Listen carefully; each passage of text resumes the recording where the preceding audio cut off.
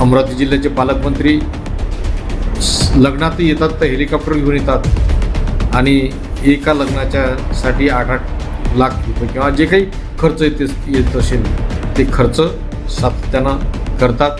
अशा पद्धतीने येऊन प्रशासनाचा खर्च वाया गमावतात. शासकीय बैठकांना कमी आणि घरगुती कामांना जास्त. बरोबर आहे. आपल्या अमरावती जिल्ह्याचे खासदार बळवंत वानखडे यांनी आता पालकमंत्र्यांबद्दल म्हटलेलं आहे की बा येतात आणि सरकारी खर्च विनाकारण हे होतो. मला वाटते आपल्या जिल्ह्याचे खासदारच हरवले आहेत सध्याच्या परिस्थितीत, की त्यांना माहीत नाही आहेत आपल्या राज्याचे महसूल मंत्री, आपल्या अमरावती जिल्ह्याचे पालकमंत्री सन्माननीय चंद्रशेखरजी बावनकुळे साहेब यांचे एवढ्या तातडीने एवढे धडाडीचे निर्णय. सर्वांचं स्वागत आहे. नमस्कार मित्रांनो, मी सूरज देशमुख. नुकतंच पंतप्रधान नरेंद्र मोदी यांनी संपूर्ण देशांना जे आव्हान केलेलं आहे त्या आव्हानासंदर्भात अनेक प्रतिक्रिया जनमानसातून उमटत आहेत.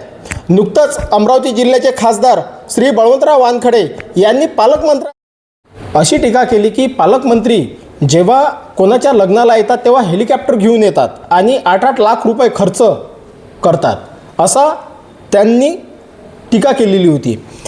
जे संपूर्ण देशात जे सध्या एक चित्र सुरू आहे नरेंद्र मोदी यांचं, जे नरेंद्र मोदी यांनी जे आवाहन केलेलं आहे सोने खरेदीच्या संदर्भात, पेट्रोल डिझेल याच्या संदर्भात, परदेश दौरा यांच्या संदर्भात, वर्क फ्रॉम होम याच्या संदर्भात, त्या संदर्भात अनेक जनमानसातून प्रतिक्रिया ह्या उमटत आहेत. त्या संदर्भात अशाच प्रतिक्रिया दर्यापूरमध्ये सुद्धा पाहायला मिळालेल्या आहे. सर्वप्रथम काँग्रेसचे खासदार बळवंतराव वानखडे यांनी प्रतिक्रिया दिली आणि त्या संदर्भात आज आपल्यासोबत आहेत भाजपचे नगरसेवक रोशनजी कटारमल. ते काय सांगतात?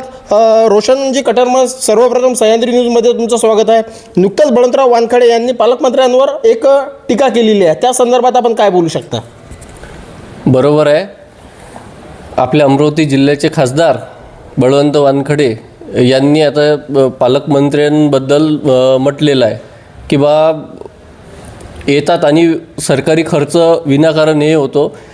मला वाटते आपल्या जिल्ह्याचे खासदारच हरवले आहेत सध्याच्या परिस्थितीत, की त्यांना माहीत नाही आहेत आपल्या राज्याचे महसूल मंत्री, आपल्या अमरावती जिल्ह्याचे पालकमंत्री सन्माननीय चंद्रशेखरजी बावनकुळे साहेब यांचे एवढ्या तातडीने एवढे धडाडीचे निर्णय चालू आहेत, त्याची अंमलबजावणी होत आहे, कामं चालू आहेत. संपूर्ण जिल्ह्यात विविध ठिकाणी चांगल्या गतीने कामं चालू आहेत आणि आपल्या जिल्ह्याचे खासदार यांना थोडीशी पण हे नाही आहे की बा हे आपण काय बोलत आहे काय नाही. जरा विकासाकडे पहा आणि असे बोलीभाषा बोलून काही अर्थ नाही आहे. एकंदरीत त्यांनी जे कमेंट केलेली आहे पालकमंत्र्यावर, त्याबद्दल आपण काय बोलणार आहात? मी तेच सांगतोय ना की बा स्वतः अमरावती जिल्ह्याचे खासदारच हरवलेले आहेत ना. कुठं आहे, काय आहे त्यांचं, कुठं काय दिसत आहे?